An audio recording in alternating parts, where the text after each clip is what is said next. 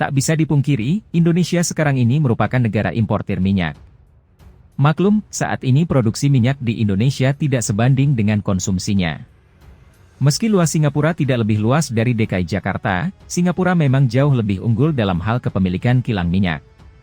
Meski sama sekali tak memiliki ladang minyak, namun Singapura berhasil menjadi salah satu produsen BBM terbesar dunia selama puluhan tahun karena memiliki beberapa kilang minyak besar. Dalam urusan minyak mentah, Singapura adalah importir minyak dari Indonesia. Di mana, Singapura membeli minyak mentah Indonesia yang kemudian diolah di dalam kilang di Singapura. Karena kilang itulah kekalahan Indonesia atas Singapura. Yang mana, Singapura sudah berhasil memiliki kilang yang mampu mengolah BBM.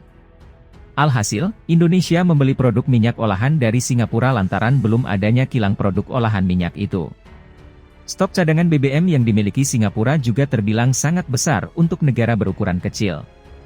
Letak Singapura yang strategis dan kemudahan berinvestasi dan perizinan juga jadi alasan banyak perusahaan minyak multinasional menempatkan kilang minyak miliknya di negara tersebut.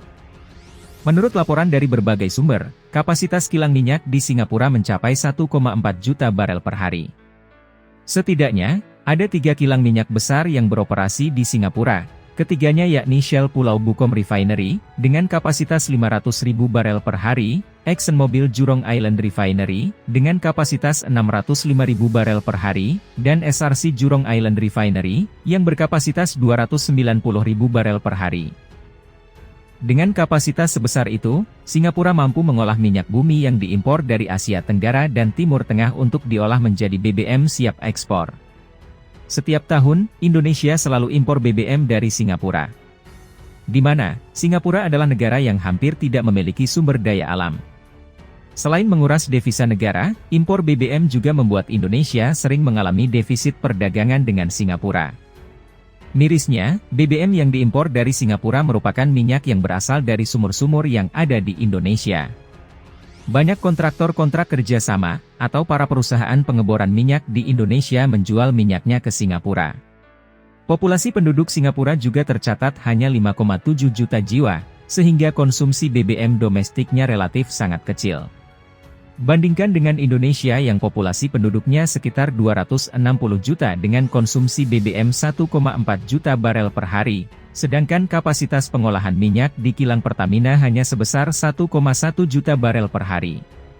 Kondisi ini yang menyebabkan impor minyak sangat membebani neraca perdagangan Indonesia. Hampir setiap tahun, Singapura menjadi negara yang paling banyak mengekspor BBM ke Indonesia, mengalahkan Arab Saudi yang berstatus sebagai produsen minyak terbesar global.